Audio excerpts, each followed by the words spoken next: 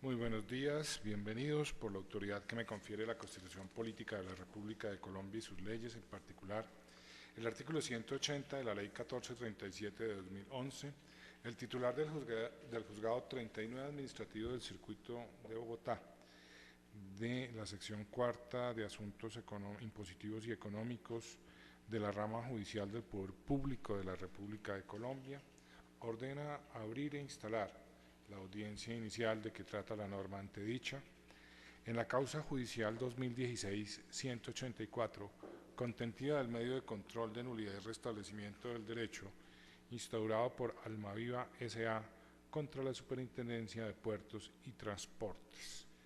En la sala de audiencias se encuentran los señores apoderados de la parte demandante y demandada. El despacho desea poner de presente que el señor apoderado de la parte demandada es el doctor Leonardo Galeano Bautista.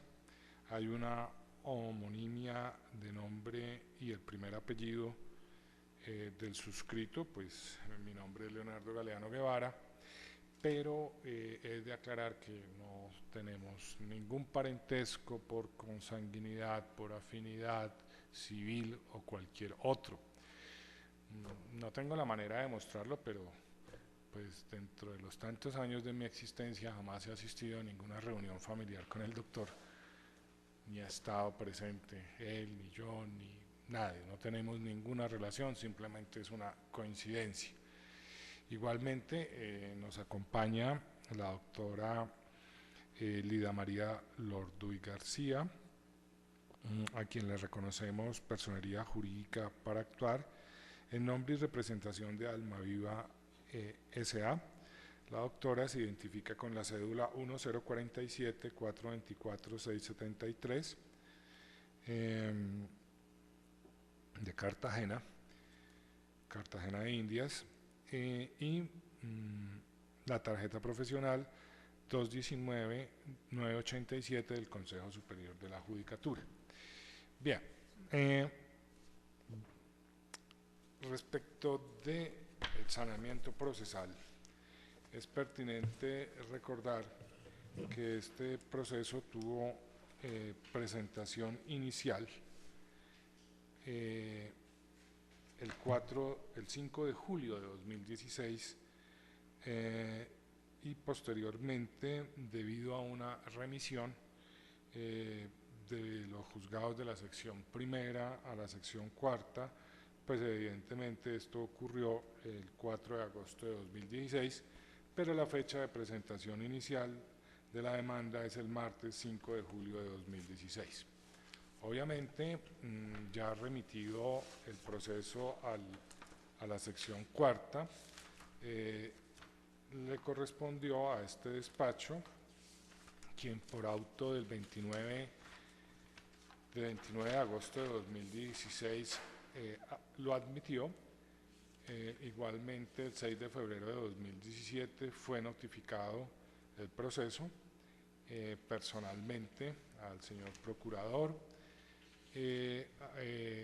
obviamente a la parte demandada y a la Agencia Nacional para la Defensa Jurídica del Estado.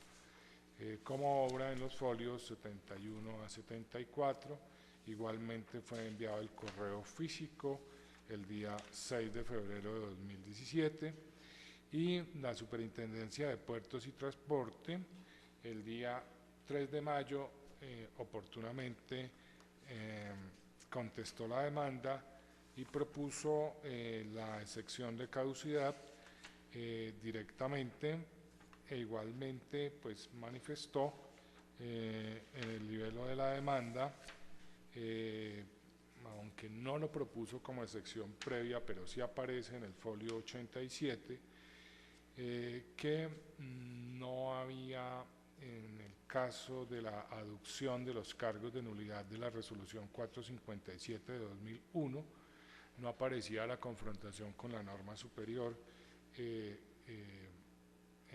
por lo cual pues esto implica una ineptitud formal de la demanda. Este proceso se fijó en lista el 19 de mayo de 2017 para surtir, por supuesto, la contradicción. La administración allegó los antecedentes administrativos. Posteriormente, el día 23 de mayo, la apoderada de Almaviva presenta escrito de mandato que le autoriza para actuar en este proceso, y finalmente el 30 de mayo de 2017 se citó para la audiencia en la fecha y hora que hoy nos convoca. Así las cosas, el despacho no observa fundamentalmente que exista irregularidad procesal que afecte lo actuado. Sin embargo, le preguntaremos a los colegas si tienen alguna observancia respecto del rito surtido hasta la presente que pueda generar irregularidad procesal o nulidad del proceso. Señora apoderada de la parte demandante, por favor. Señor juez, considero que no hay ninguna causal de nulidad que pueda afectar el normal desarrollo del proceso. Gracias, doctora. Doctor, por favor. Gracias, señor juez. Hasta el momento de lo actuado no se observa ninguna causal de nulidad en el presente proceso.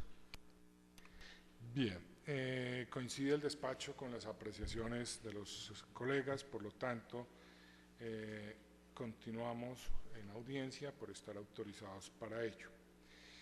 Sobre las excepciones previas, el despacho abordará la de caducidad del medio de control y de oficio la ineptitud formal de la demanda.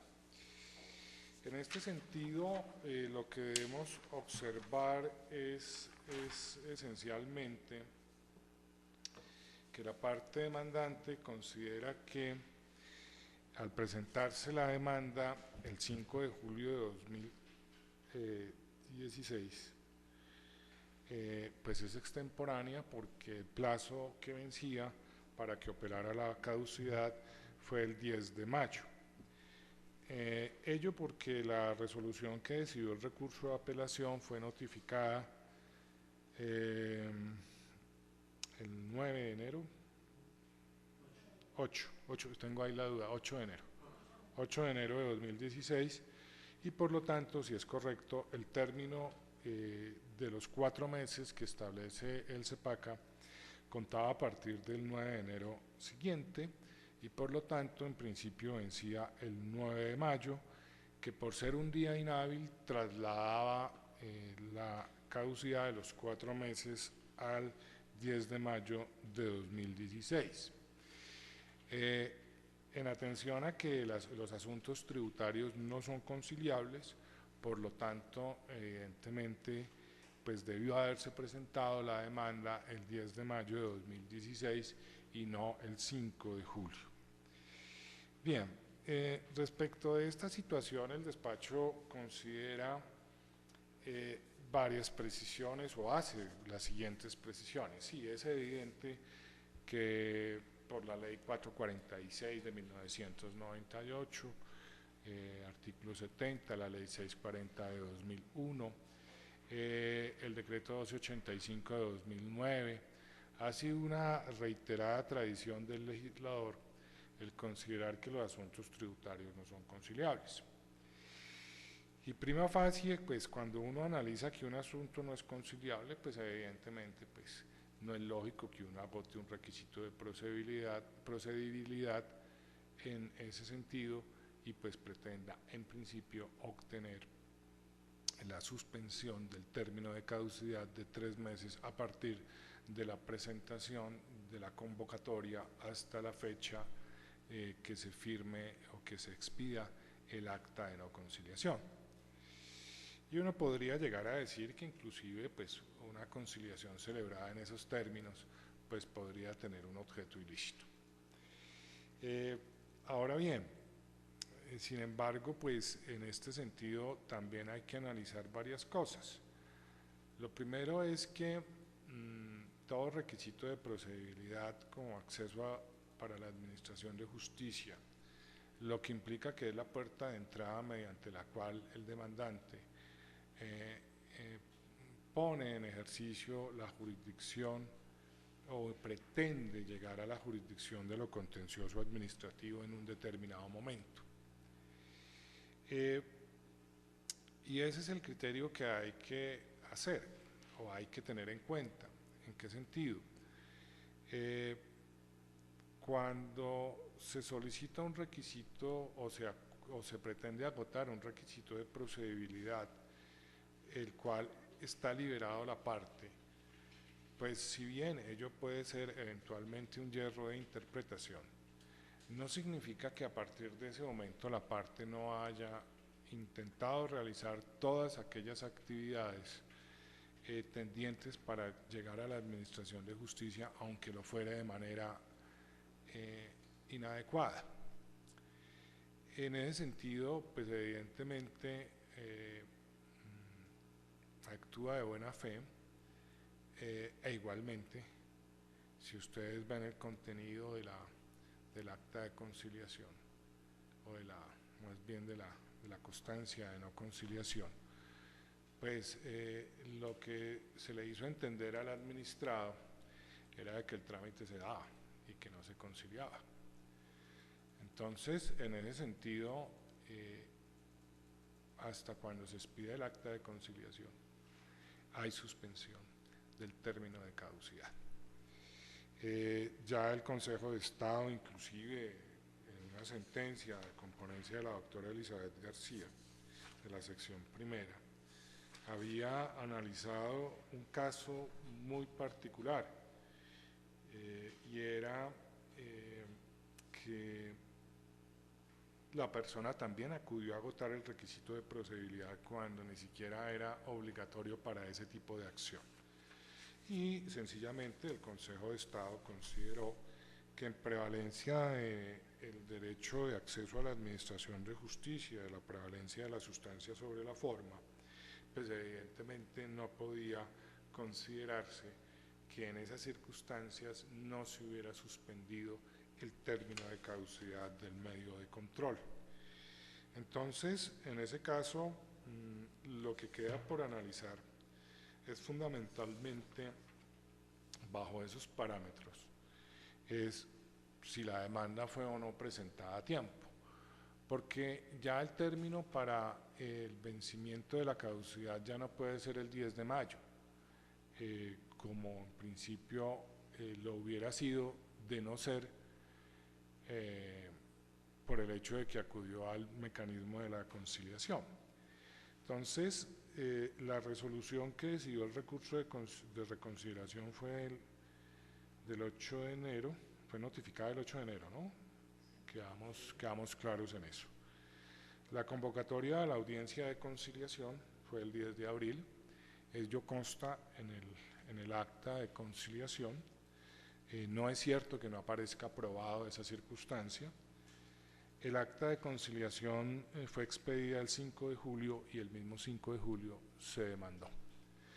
Entonces, nosotros tenemos que entre el día siguiente al 8 de enero de 2016, que es el 9, hasta la fecha en que se convocó la audiencia de conciliación, habían corrido 3 meses prácticamente.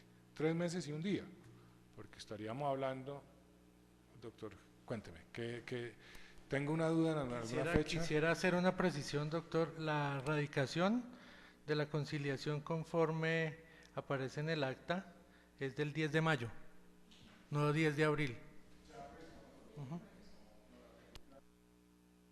En ese entendido serían 4 meses y un día.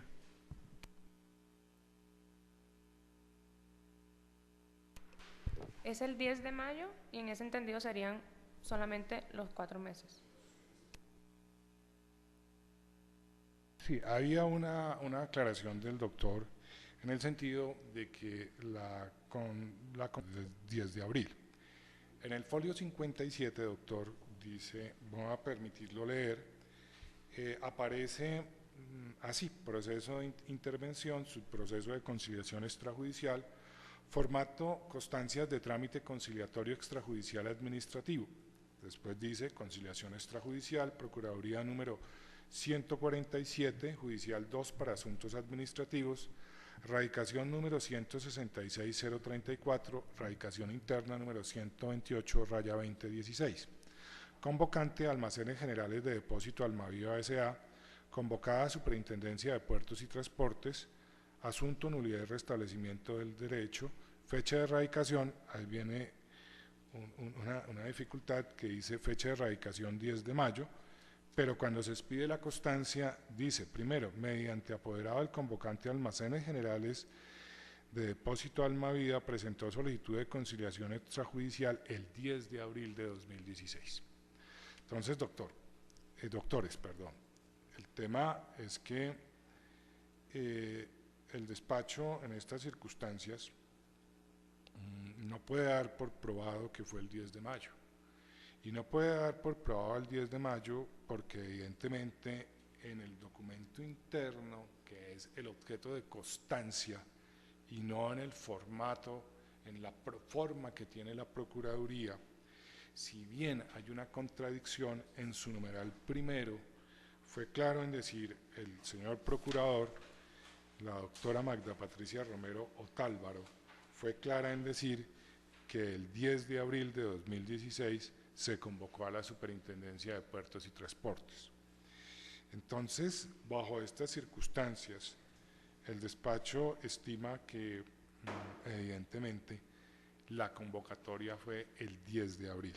Sí, es evidentemente desafortunado una situación de esas, pero evidentemente pues el despacho tiene que actuar es con el interno propio del acto en sí. La proforma hace parte del acto, pero la proforma no es el interno de la constancia real y material.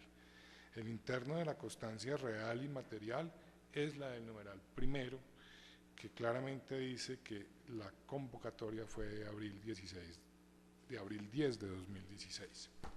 En ese sentido, si la convocatoria fue el 10 de abril y la notificación del acto fue en enero 8, la caducidad corría a partir del 9 de enero y de 9 de enero a 9 de abril hay febrero, marzo, abril, 3 meses y un día. El acta fue expedida el 5 de julio de 2016 y el 5 de julio de 2016 se presentó la demanda. Entonces, en consideración a que este documento nunca fue tachado de falso y que las partes no pidieron pruebas en su momento, pues el despacho no puede dar una interpretación en contraparte a ninguna de las dos partes, pero muy particularmente lo que tiene que creer es en el interno real, que es lo que sí se certifica, y lo que está certificando es una convocatoria en esa fecha y por lo tanto no hay lugar a la caducidad del medio de control en esta ocasión. Sobre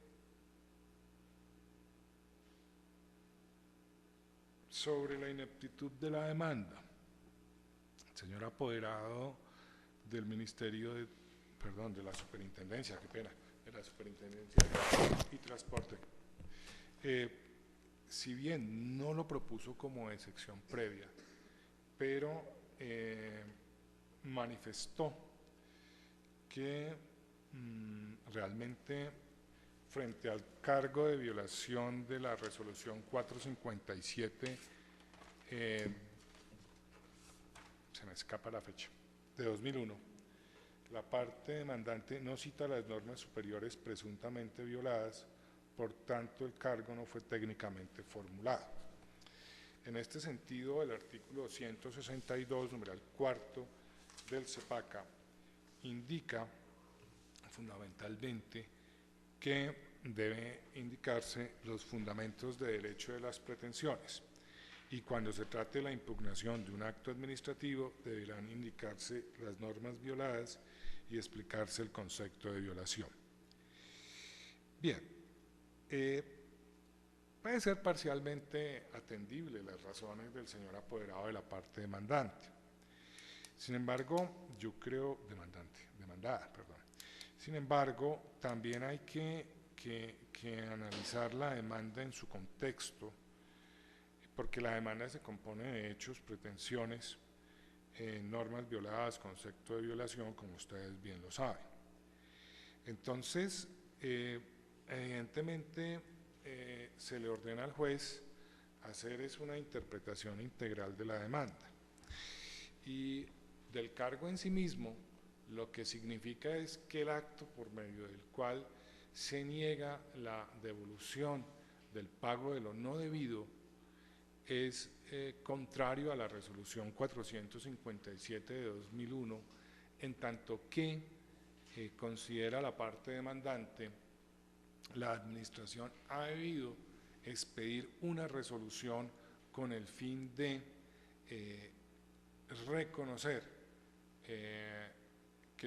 reconocer su obligación de devolver la tasa de la superintendencia, la tasa de vigilancia de la superintendencia, en tanto que la ejecución de gastos del año 2001 fue deficitaria y por lo tanto esa diferencia debería retornarla a cada uno de los contribuyentes o a cada uno de los vigilados. Entonces, por el contrario, es la resolución 0457 del 28 de abril la que nos sirve como marco de referencia, de cotejo o de comparación entre el acto administrativo y la norma del acto administrativo y de la norma con la cual se quiere aducir la violación al ordenamiento jurídico.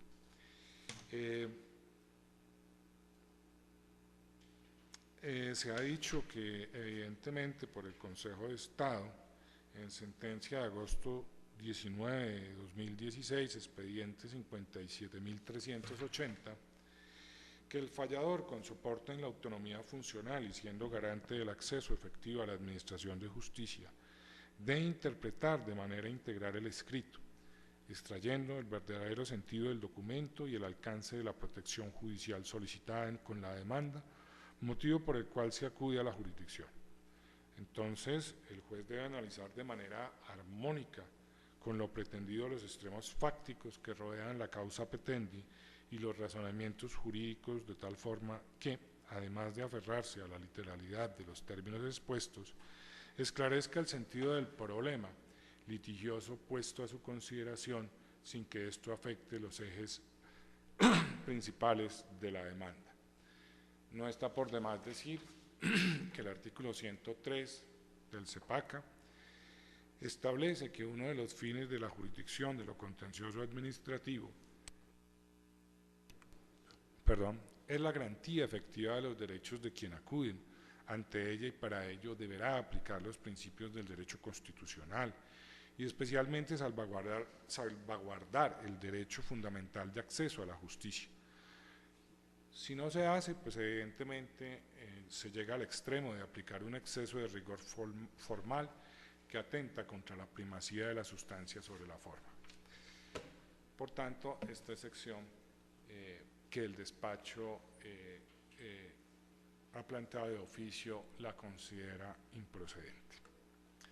Bien. Con la estructura del artículo 180 de la Ley 1437 de 2011, procede el despacho a la fijación del litigio. En este sentido, sí, doctor. Perdón, señor juez, solicito que se me corra el traslado del auto que se acabó de proferir. Tan amable, por favor. Doctor, yo no corro traslado, yo decido y sigo. Nunca se corren traslados las decisiones. Entonces, no dio la oportunidad para pronunciarse sobre las decisiones que acaba. Solicito entonces la oportunidad para pronunciarme sobre la decisión que acabó de proferir. Doctor, la oportunidad la tuvo. Yo por eso decidí y ahí seguí decidiendo cada uno de los puntos fundamentales. Pero ¿cómo lo interrumpía, señor juez, si usted estaba hablando? No, doctor, usted hacía así ya, suficiente. No. No es más, eso no tiene ningún formalismo. No. Cada decisión se toma en su momento. Precisamente, pero uno tiene que tener la oportunidad no lo puede interrumpir de cualquier manera. Doctor, yo cada decisión la voy tomando y miro, no veo ninguna intervención. Solicito entonces, interpongo recurso de reposición y en subsidio de apelación contra los autos que se acabaron de proferir.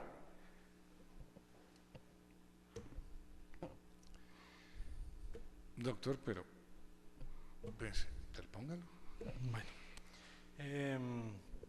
respecto de la negativa de declaratoria de la excepción previa de caducidad,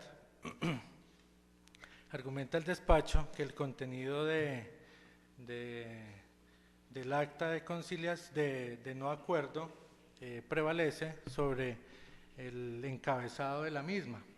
Ello en el entendido que el contenido es lo fundamental y el encabezado es un tema accesorio. Frente a lo cual este apoderado se permite manifestar su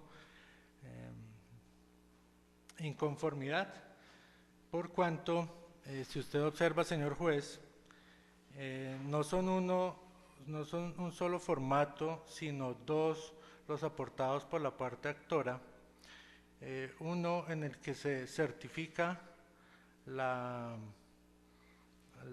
constancia de fallida de la audiencia y se determina también como fecha de radicación el 10 de mayo del 2016, y otro accesorio adicionalmente, que es la misma diligencia de conciliación, en la cual también se determina como fecha de radicación de la demanda de la solicitud de conciliación el 10 de mayo del 2016.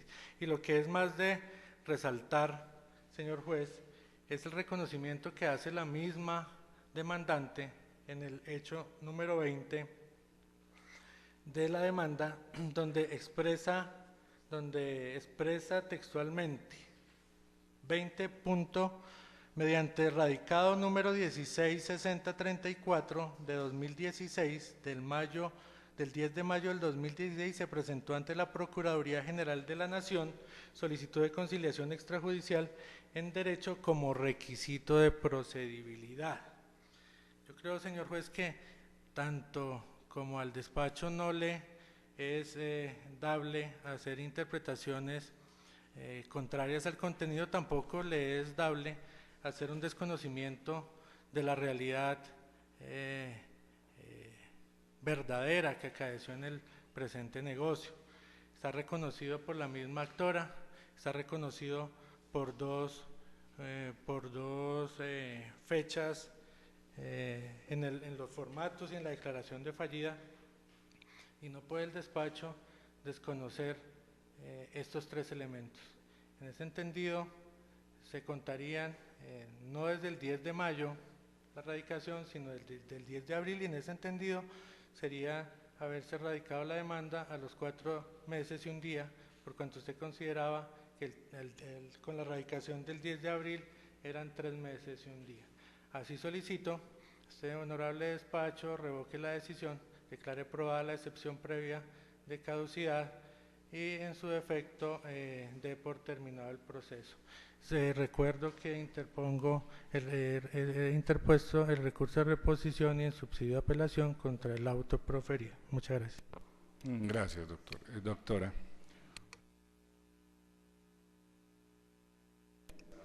La doctora lo que puede es oponerse o no a los argumentos del señor apoderado del ministerio, de la superintendencia. De la superintendencia, sí, señor.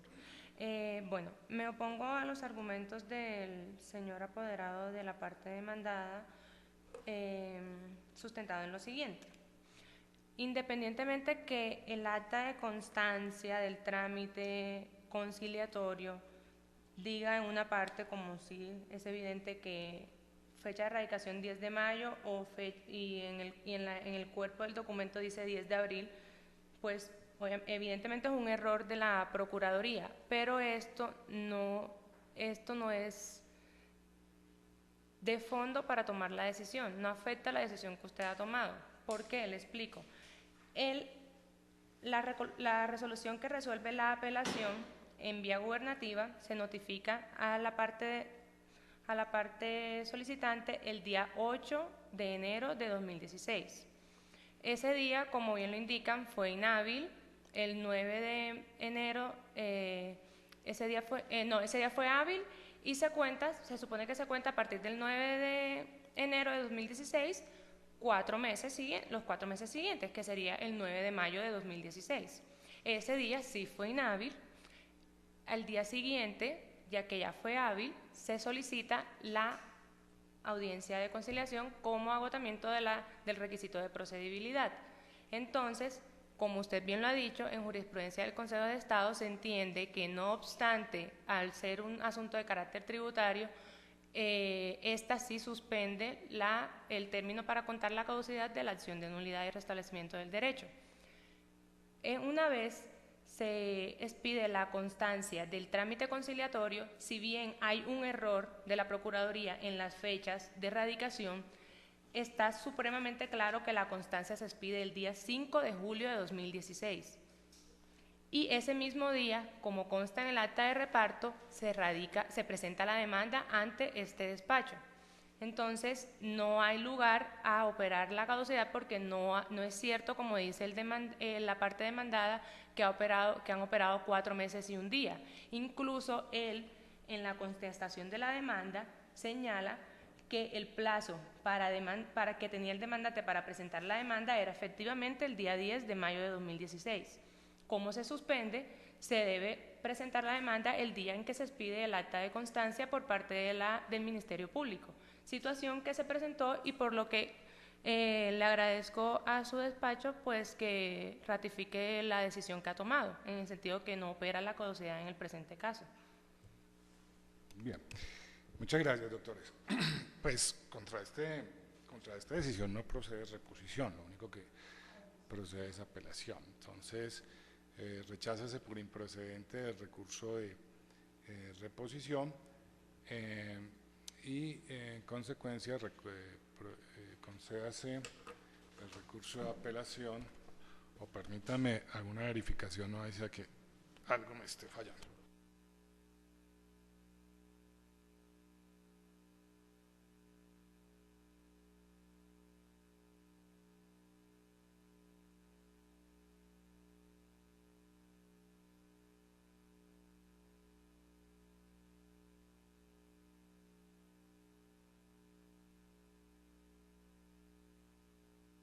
Sí, listo, doctor Enes.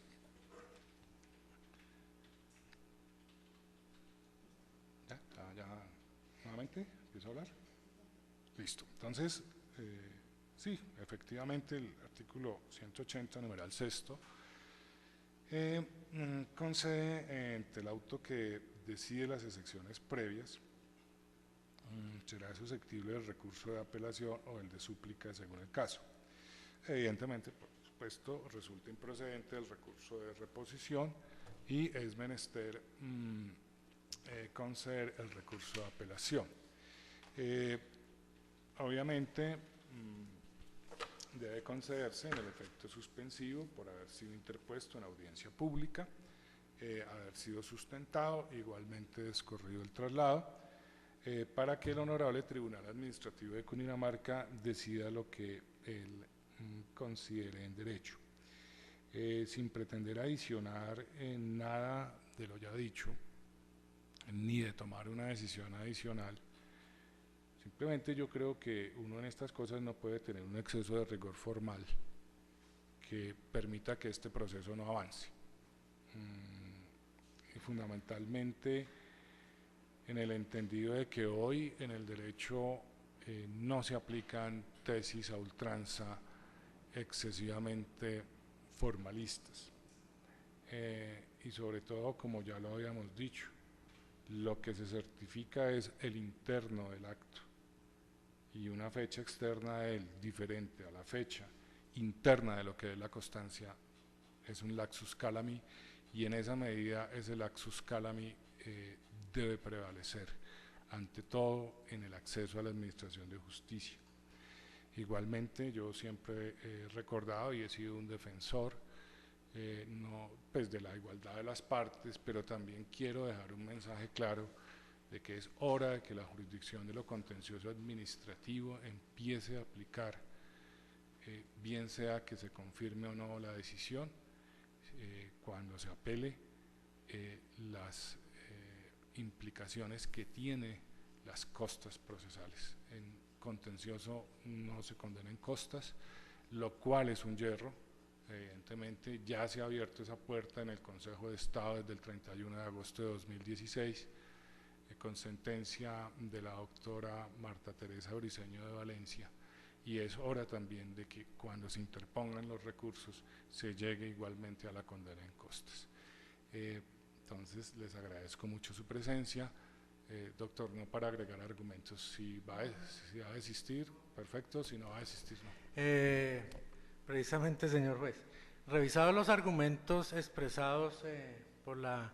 Aquí hubo un tema fundamental, y no es por excusar el asunto. A nosotros se nos envió un traslado de una conciliación de otro proceso, pero revisado el asunto conforme los argumentos que expresa la doctora, efectivamente, aún teniendo en cuenta la radicación del 10 de mayo, la demanda se hubiera radicado en tiempo, como efectivamente dice la doctora, y se prueba aquí en el expediente. Cuando le pedí el proceso era precisamente para tomar copia de la conciliación que sí correspondía a este asunto.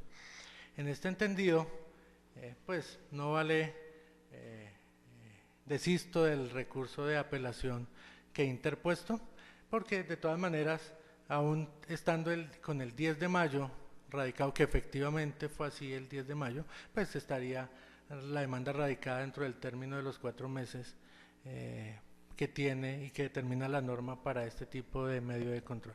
En ese entendido, conforme a lo manifestado, desisto del recurso de apelación que he interpuesto, señor juez. Bien, doctor.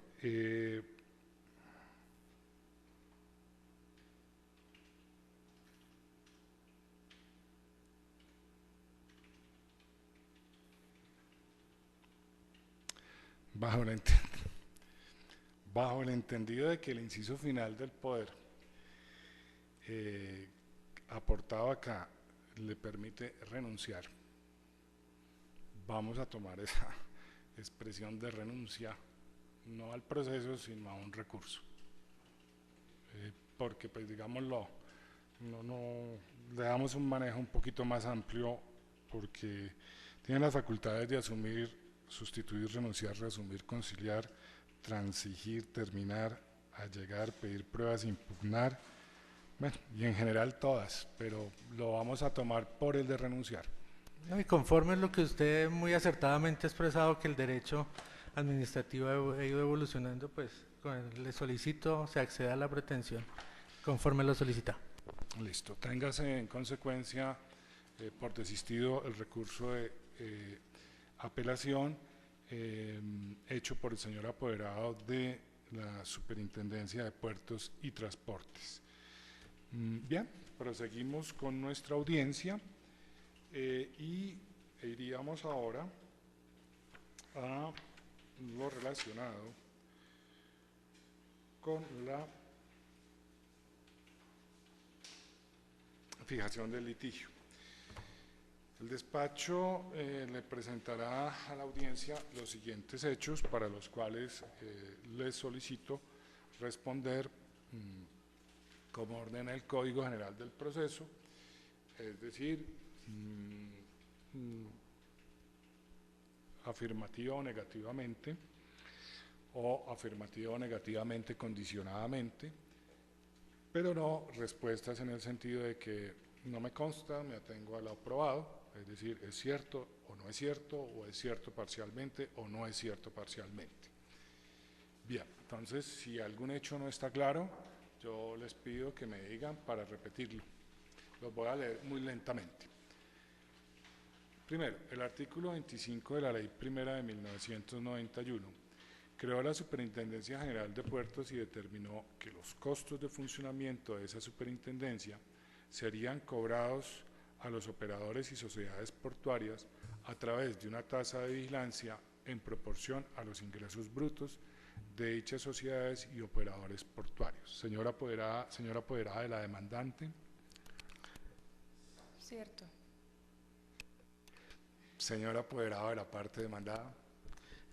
Disculpe, doctora. Cierto, respecto del contenido material de la norma, me atengo a lo expresamente contenido en ella. Segundo, el artículo 28 del decreto 101 de 2000 creó la Comisión de Regulación de Transporte, que en su artículo 30, numeral tercero, modificado por el numeral segundo del decreto 2741 de 2001, determinó que era función de la Comisión de Regulación de Transporte definir el monto de la tasa de vigilancia que debían pagar los puertos marítimos y demás sujetos vigilados a la Superintendencia de Puertos, según se indicó en el numeral primero anterior. Señora apoderada de la demandante. Cierto. Señora apoderada de la parte demandada.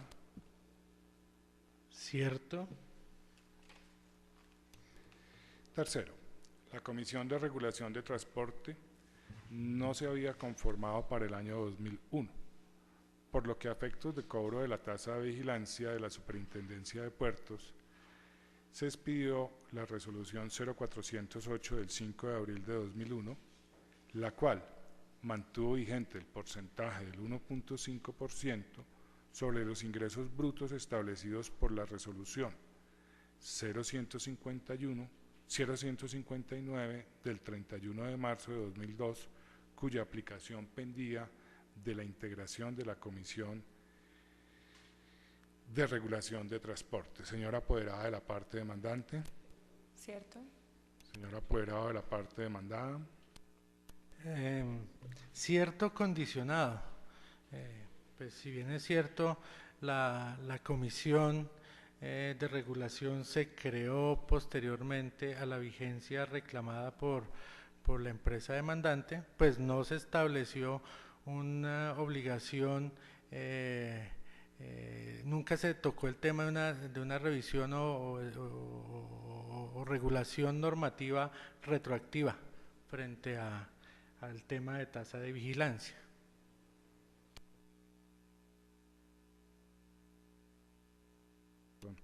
Cuarto, el procedimiento para la autoliquidación y pago de la tasa se estableció mediante la resolución 0457 del 18 de abril de 2001, en cuyo artículo 2, numeral sexto, señaló que en caso de excedentes procedería el trámite de devolución o abono a periodos subsiguientes de la contribución. Señora apoderada de la demandante. Cierto, aclarando que el artículo segundo, numeral sexto, indica que la entidad deberá proceder a expedir una resolución motivada en la cual se reconozca el saldo que resulta a favor del vigilado. Señor apoderado de la superintendencia.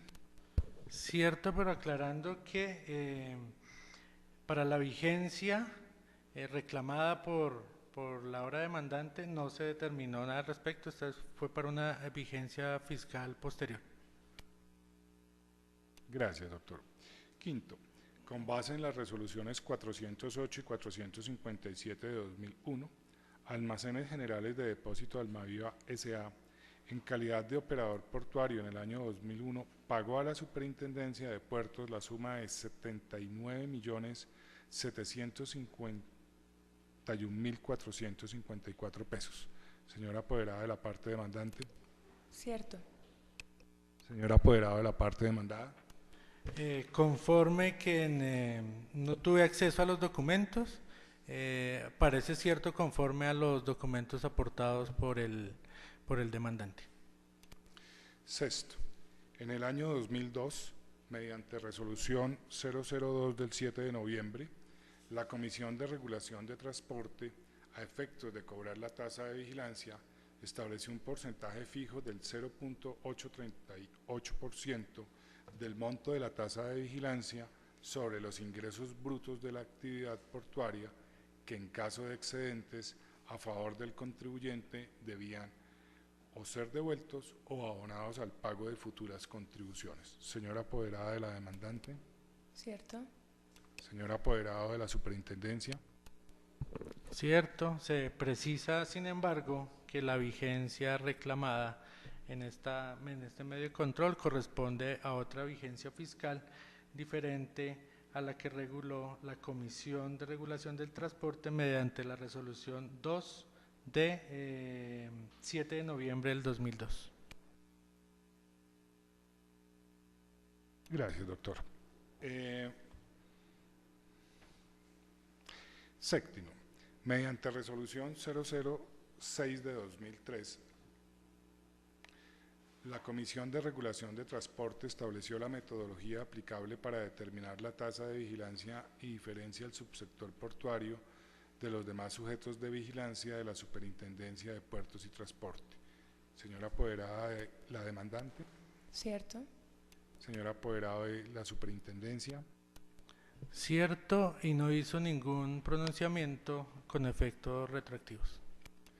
Octavo, en los siguientes años, las resoluciones de determinación de la tasa de vigilancia para el subsector portuario también establecieron los excedentes del cobro del periodo inmediatamente anterior y ordenaron su devolución por medio de resoluciones particulares. Sin embargo, respecto del año 2001 no se pronunció la administración. Señora apoderada de la parte demandante. Cierto. Señor apoderado de la superintendencia. Cierto, para cada vigencia fiscal se despide la correspondiente resolución o acto administrativo.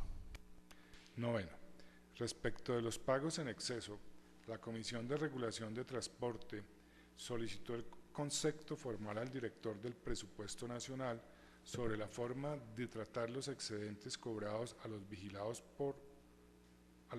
de la Superintendencia de Puertos y Transporte, quien respondió que tales excedentes deben ser devueltos so pena de enriquecimiento ilícito.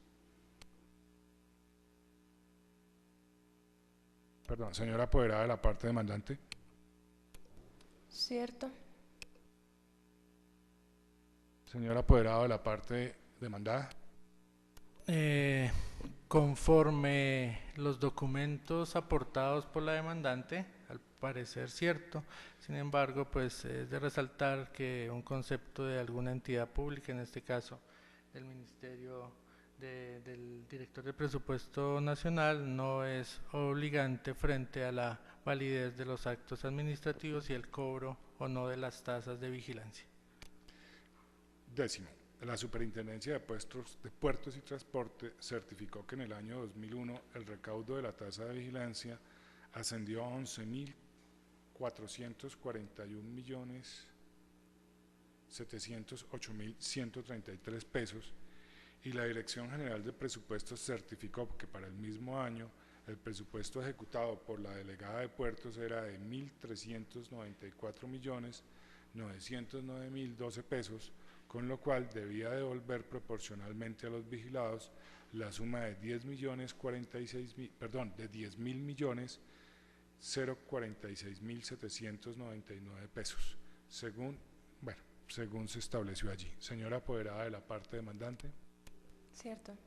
Señora apoderada de la parte demandada. Parcialmente cierto. Ahí, pues, el hecho se redactó con algunas conclusiones subjetivas del actor.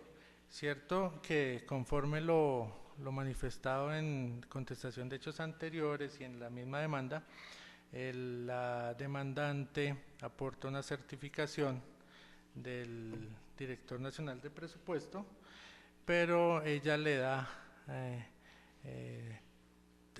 la trascendencia retroactiva y de liquidación de tasa de vigilancia para la vigencia fiscal reclamada. Sin embargo, este concepto no obliga, como he dicho, a la administración.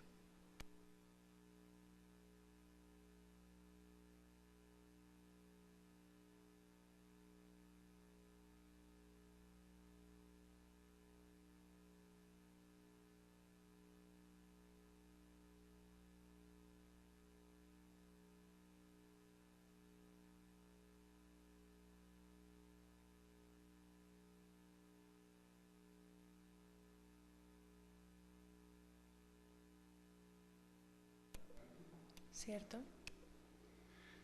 Señor apoderado de la parte demandada. Cierto, sí, señor. 12º. Con oficios de radicado número 2012 5013-8001 del 6 de junio de 2012 y el oficio 2012 5013-4781 del 29 de julio de 2012, la Superintendencia de Puertos y Transportes respondió la solicitud de forma negativa. Señora apoderada de la demandante. ¿Cierto? Señor apoderado de la demandada. Sí, señor. Ahí me gustaría aclarar al despacho que ahí hubo dos pronunciamientos de parte de la Superintendencia de Puertos y Transportes, uno haciendo referencia a los requisitos formales y legales de la agencia oficiosa y otro posterior en el que ya se pronunció de fondo sobre la negativa de solicitud de devolución de tasa de vigilancia para la vigencia fiscal reclamada. 13º. Por oficio radicado 2012-566-0030-5082, la demandante interpuso el recurso de reposición y subsidiario de apelación contra los citados oficios. Mediante resolución 65556 del 14 de septiembre de 2012, la Superintendencia de Puertos y Transportes resolvió el recurso de reposición interpuesto, ratificándose en la negativa adoptada mediante oficios 2012-5013-8001 del 6 de junio de 2012 y 2012-5013-4781 del 29 de julio de 2012. Señora apoderada de la demandante. ¿Cierto? Señor apoderado de la demandada. Cierto, señor juez. 14. El recurso de apelación fue resuelto mediante resolución 30.025 del 30 de diciembre de 2015, confirmándose la decisión, es decir, negar la solicitud de devolución. Señora apoderada de la parte demandante. ¿Cierto? Señora apoderada de la parte demandada. Cierto, señor juez. Bien, en estos términos pues queda fijado el litigio, los cuales se acompañan también pues fundamentalmente de un tema central, y es de dos temas centrales: si procede o no, en este caso, la devolución de la tasa de vigilancia del año 2000, solicitada por la demandante y negada por la superintendencia, en aras de que la solicitud de devolución por pago de lo no debido fue extemporánea.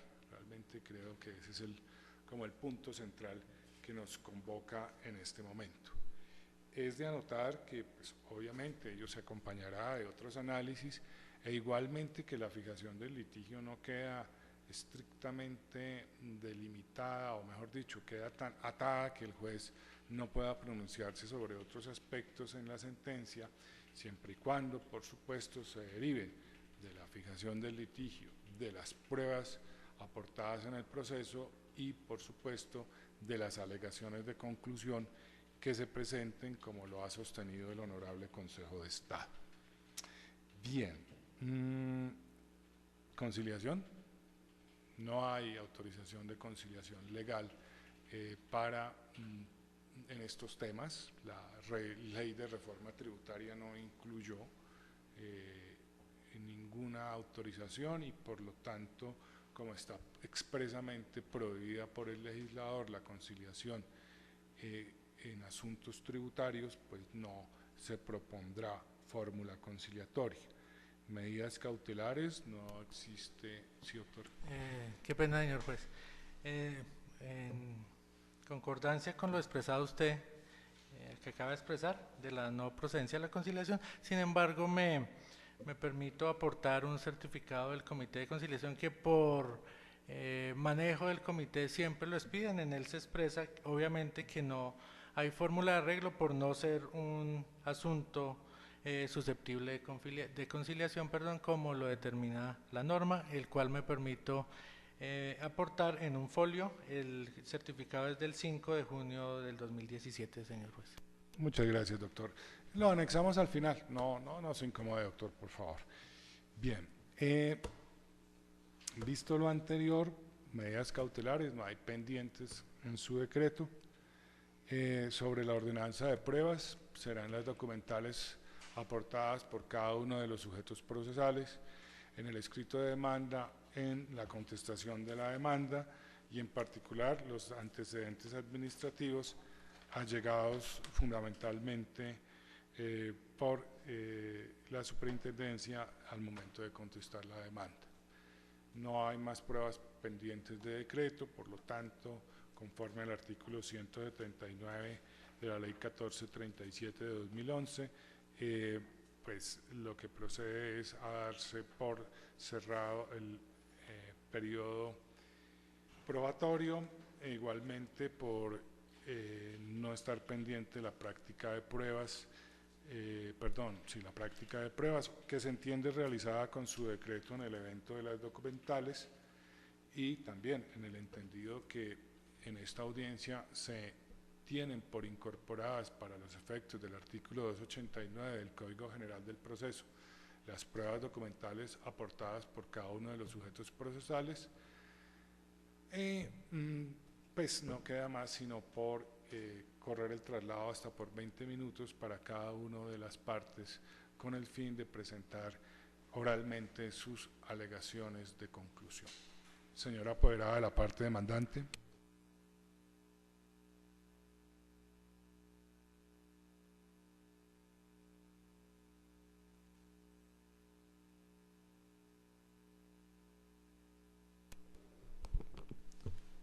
Señor juez,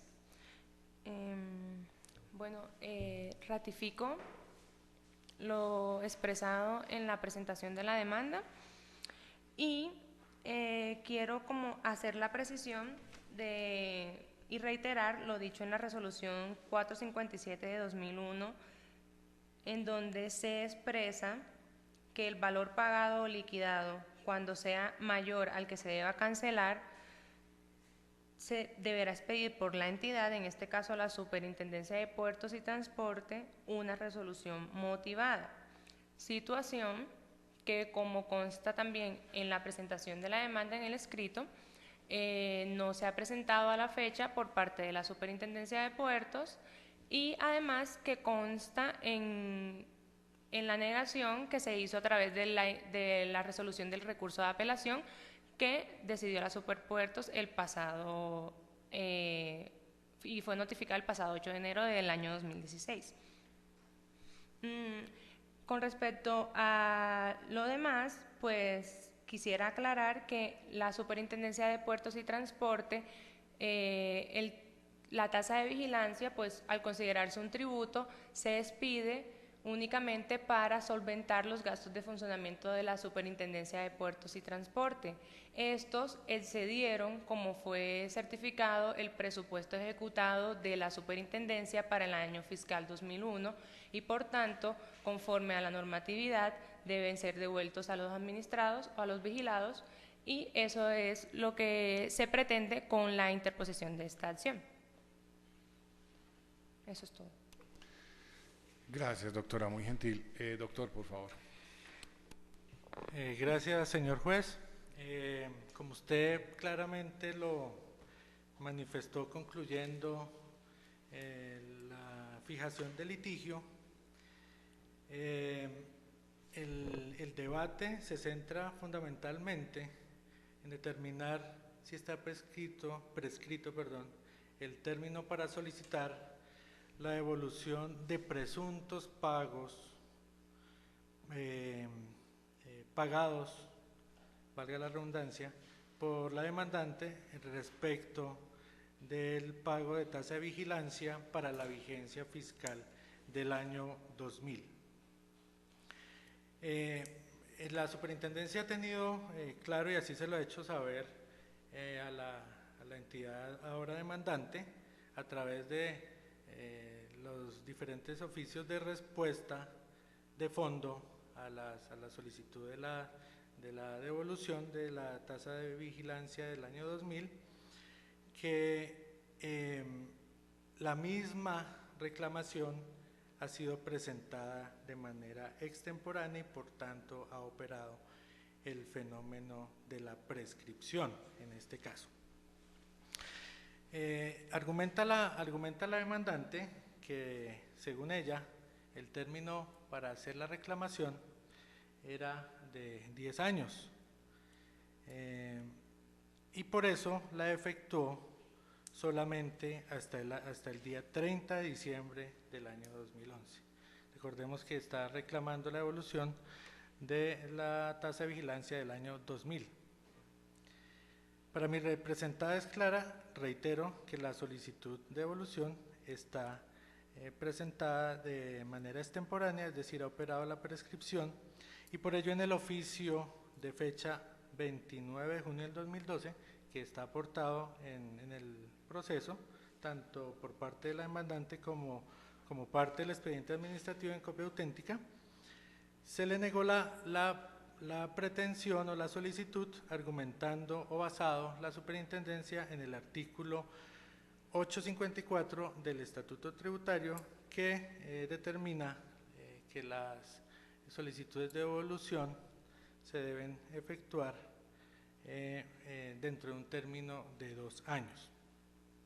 Sin embargo, han sido otras las consideraciones de la superintendencia, y esta se ha basado en los términos de prescripción dispuestos en el artículo 2536 del Código Civil, por cuanto el decreto 1000 de 1997, norma que estaba vigente para el momento de la tasa de vigilancia del año 2000, establecía en su artículo 11 que el término para solicitar la devolución o compensación de pago en exceso debería presentarse dentro de la prescripción de la acción ejecutiva establecida en el ya mencionado artículo 2536 del Código Civil, que determinaba, es cierto, un término de 10 años. Sin embargo, la reforma introducida a este artículo por medio de la Ley 791 del 27 de diciembre del 2002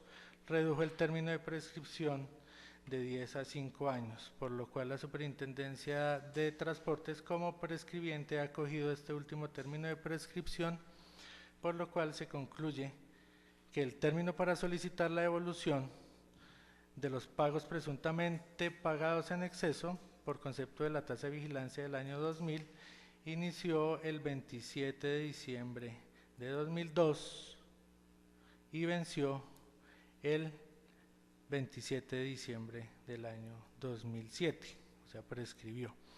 Esto han entendido entonces, señor juez, en los dos casos previstos para las solicitudes de las devoluciones, artículo 854 del Estatuto Tributario o 2536 del Código Civil, como lo solicita la actora, los dos términos estuvieron prescritos. Recuerdo, la solicitud de devolución se presentó solo hasta el 30 de diciembre del 2011 a través de agencia oficiosa, pues la cual tuvo unos condicionamientos o observaciones de parte de la superintendencia, pero que sin embargo aún así se resolvió de fondo la solicitud. En este entendido, considera esta defensa judicial que hay inexistencia, que no se ha podido probar tampoco la inexistencia de pago en exceso.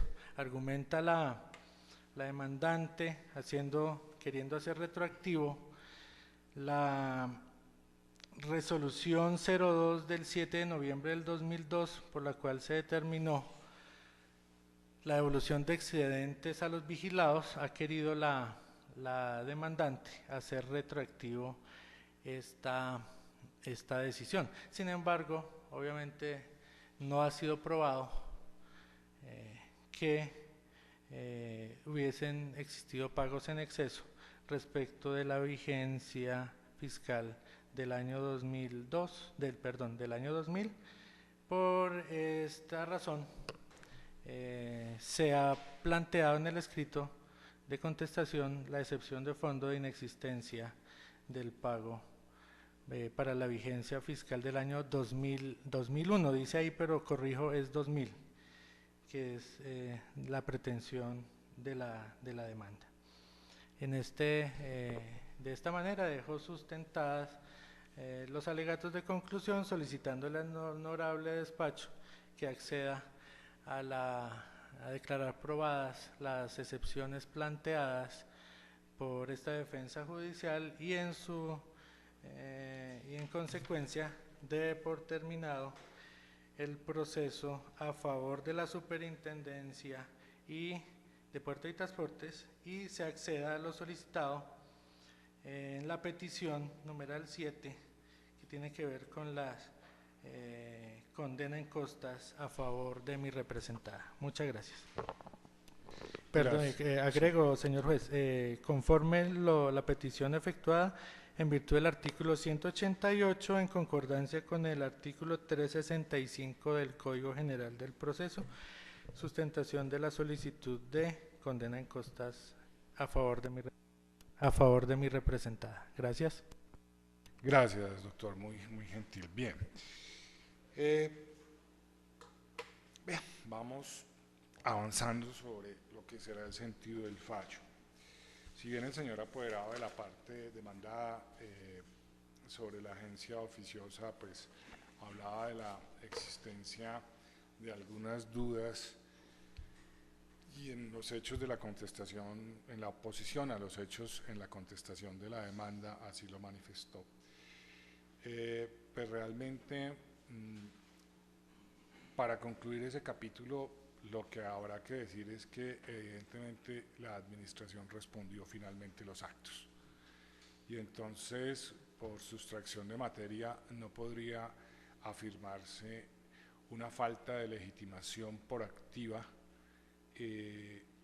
como petente por parte de quien obró como agente oficiosa en su momento. Máxime que finalmente cuando Almaviva interpuso el recurso de los recursos respectivos del procedimiento administrativo, pues le otorgó poder a quien actuó como agente oficioso, de manera que, pues, digámoslo, esto simplemente para precisar que liberar de cualquier duda esa legitimidad como petente ante la administración. De otra parte, pues evidentemente, a pesar de que el Honorable Consejo estaba en algún momento no le reconoció al tributo que hoy se discute la consideración de tasa, lo cierto es que estamos ante una tasa a punto tal que se denomina tasa de vigilancia en favor de la superintendencia, que por cierto lo que busca es sufragar los costos operativos de la misma durante el periodo fiscal, para lo cual ella, previa autorización del legislador, los extrae en proporción, obviamente, a unos parámetros que están fijados y los extrae de cada uno de los vigilados a quienes finalmente se les presta un servicio. Obviamente encuentra también el despacho el hecho de que para el periodo en discusión, pues evidentemente la Comisión de Regulación de Transporte no había entrado a funcionar y se tenía pues evidentemente una dificultad para poder fijar la tasa. Sin embargo, el acto general que determina la tasa no ha sido demandado ni ha sido suspendido por la jurisdicción de lo contencioso administrativo y por tanto evidentemente el despacho pues no se pronunciará sobre una aparente decepción de inconstitucionalidad, en tanto que también sería teóricamente nugatorio. ¿Y por qué nugatorio? Porque aquí lo que se está discutiendo es la devolución. De nada sirve inclusive reconocer una excepción de inconstitucionalidad de las resoluciones que fijaron la tasa del año 2000, porque evidentemente con o sin ella evidentemente lo que se ha establecido dentro del proceso es que hubo un excedente no ejecutado y que ese excedente en primera instancia genera la obligación de retorno. Entonces, ahora lo que se discute es si fue oportuno, que es otra situación totalmente distinta. Ahora, el tema es si realmente existe o no un plazo de exigibilidad, porque en términos particulares, la demandante considera que la administración debería expedir un acto administrativo llamado resolución de conformidad a la resolución 0457 del 18 de abril de 2001. Pues evidentemente, pues uno podría decir, sí, de conformidad con el numeral sexto del artículo segundo, cuando dice si el valor liquidado y pagado es mayor al que debe cancelar la entidad, procederá a expedirse resolución motivada en la cual reconocerá el saldo que resulte a favor del vigilado, el cual podrá optar por abonarlo al valor de la tasa de vigilancia para la siguiente vigencia o realizar los trámites de devolución. Pues uno teóricamente podría decir que sí, que eso podría tener realmente un apoyo en esta para los intereses de la demandante. Sin embargo, en primer lugar, lo que hay que decir es que esta resolución es del año 2001 y los actos administrativos solamente rigen hacia el futuro. Y por lo tanto, pues esta no regiría para tratar el procedimiento de autoliquidación y pago de una tasa que ya estaba liquidada para el año 2000 o que debió haberlo estado en el año 2000 teóricamente. Pero bueno, aún suponiendo que fuera aplicable, lo que no puede esperarse es, o lo que no puede pensarse es que el derecho no sea exigible, porque cuando se configura el pago de lo no debido, pues cuando la persona no está en la obligación de sufragar esa suma. Quedaría una duda, porque la demandante y la superintendencia dirían sí, en principio sí está obligada y en la fecha en que lo hizo el pago era de lo debido y a la fecha en que lo hizo pues no había posibilidad de determinar ningún excedente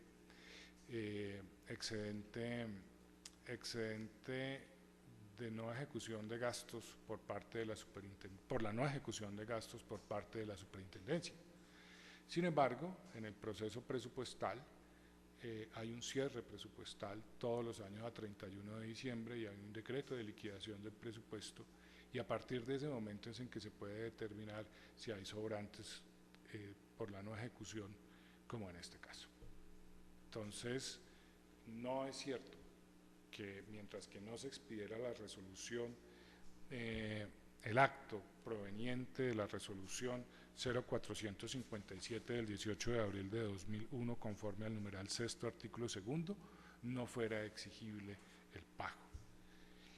Y en este sentido lo que tal vez uno no puede llevar a considerar que se necesitaba para considerar este pago a la superintendencia como no debido, esperar a cumplir lo del numeral sexto, porque es que finalmente lo del numeral sexto del artículo segundo lo que le está dando al administrado es nada más ni nada menos que un título ejecutivo. Lo único que está haciendo esta resolución es constituirle en favor del administrado un título ejecutivo, no es más. Le deja una obligación clara, expresa y actualmente exigible. Le está cambiando la incertidumbre, ¿sí?, por una situación que no admite duda porque la administración se reconocería en deudora, fundamentalmente ¿de quién? Del administrado, en este caso de Almaviva. Debía la administración, aun cuando aplicáramos esta norma, constituirse en deudor, reconocerse deudor de Almaviva. Pues ahí viene la discusión, porque si bien en principio pudiera tener la razón la demandante de decir, mire, no se ejecutó presupuesto, retórneme. Y en eso puede tener efectivamente la razón. Su razón siempre está sometida a un ejercicio oportuno. Y si la administración no encuentra que el ejercicio oportuno de su derecho a partir del momento en que fue exigible, que al menos, por lo menos debió haber sido la fecha del decreto de liquidación del presupuesto, y si la administración llegare a reconocer, en este caso, aún a sabiendas de la extemporaneidad de la reclamación, esos derechos, pues está causando un detrimento patrimonial y no está autorizado para hacerlo. Además, pues eso era una obligación natural en ese momento. Sí encontramos que prescribió. Ahora, ¿qué pasa? Sí, pago de lo no debido se tiene que regir indefectiblemente por el Estatuto Tributario y por el Decreto 1000 de 1997 y por las clarificaciones y precisiones que ha hecho el Honorable Consejo de Estado en materia de la devolución del pago de lo no debido. Evidentemente se presenta aparentemente confusiones entre los artículos 850 y 854 del Estatuto Tributario. Sin embargo, también es cierto que la Administración en los actos acusados determinó fundamentalmente que aplicaba la jurisprudencia vigente del Consejo de Estado y que de una u otra manera también se aplicaba el Decreto 1000 de 1997 y se refería a los artículos 11 y 21 de ese decreto, con lo cual excluía de una manera o precisaba de una manera que pues obviamente era posible que el artículo 850 no era tan aplicable y que era más el 854. Ahora, si estamos hablando de la prescripción de la acción ejecutiva, eran 10 años, a partir de la ley 791 de 2002, son 5 años, modificó el artículo 2536 del Código Civil y conforme al artículo 41 de la ley 153 de 1887 se establece lo que nosotros pues de alguna manera hemos bautizado la convertibilidad del término prescriptivo. Y la convertibilidad del término prescriptivo es que quien la aduce, que a partir de la 791 de 2002 se puede hacer por acción o por excepción, pero el deudor evidentemente podrá seleccionar el término de prescripción. Si la prescripción que estaba marchando era la de 10 años, pues evidentemente tenía dos opciones, o dejar seguirla marchando la de 10 años o acogerse a la de 5 años. ¿Cuándo hace eso la administración o cuándo lo puede hacer el deudor? Cuando le reclamen, él puede escoger el término de la prescripción. ¿Qué pasa en este caso? Ya andaba corriendo la prescripción decenal y prefirió ajustarse a la prescripción quinquenal. Evidentemente tenía que volver a reiniciar a partir de la vigencia de la ley 791 de 2002, que si no estoy mal fue el 27 de diciembre, tenía que volver a contar el término prescriptivo. En esas circunstancias, al contar el término prescriptivo de los 5 años, encuentra que el derecho a la reclamación por el paso del tiempo se extinguió. A pesar de que indudablemente hubiera podido tener razón la parte demandante en sus ruegos, pues su derecho feneció por un término del paso del tiempo y era válida la respuesta de la administración y la administración tampoco estaba obligada a constituirse en deudor, más si tenía un argumento como en el caso que aquí se expuso.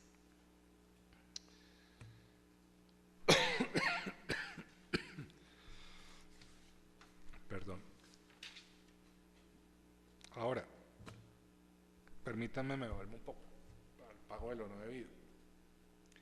Si de aplicar la excepción de inconstitucionalidad, ese pago de lo no debido se constituyó el día que ustedes sufragaron.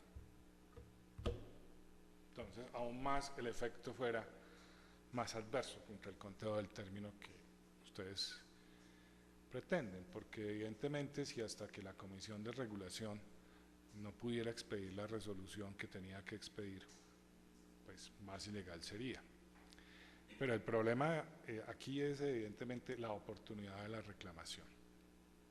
Y como nosotros no hemos declarado una excepción de inconstitucionalidad, sino que simplemente hemos puesto los actos y los términos con base en lo existente y con base a partir del pago y con base en que se le dice a la Administración de Justicia que se debería expedir una resolución y con base en un hecho más importante aún, y es que no puede quedar indefinido la situación. La situación no puede quedar indefinida hasta que la Administración se convierta en deudora. Y por eso lo importante era determinar el momento en el cual se debería saber, conocer o determinar el sobrante por no ejecución fiscal de la tasa de vigilancia que fue con el decreto de liquidación del presupuesto a más tardar. Entonces, en ese sentido, encontramos que no es posible acceder a las súplicas de la demanda. El despacho confirma decisión que había tomado en el año 2015 en el caso Consulfer, Superintendencia de Puertos y Transportes y Ministerio del Transporte. La condena en costas tiene dos componentes: los gastos del proceso, pues no encuentro, pero bueno, no encuentro gastos del proceso que haya asumido la superintendencia, porque los gastos de proceso por lo general los hace la demandante, pero como se compone de agencias en derecho, evidentemente el despacho sí reconocerá, conforme la resolución vigente del Consejo Superior de la Judicatura, como agencias en derecho, ¿cuánto es la cantidad, doctor? Recuérdeme. Esa pregunta si no era. Qué pena que yo les pregunte eso, pero pues, y yo me lo debo saber, pero pues evidentemente, 69 millones, ¿no? Entonces fijamos un 3% sobre el valor de las pretensiones. Esta sentencia se notificará en la forma, primero se expedirá por escrito, se notificará por correo electrónico, no hay necesidad de interponer ningún recurso en esta audiencia. Muchísimas gracias a la doctora, al doctor por su tiempo, por su asistencia y bueno, pues unos minutos más para redactar el acta. Muchas gracias. Gracias, señor juez.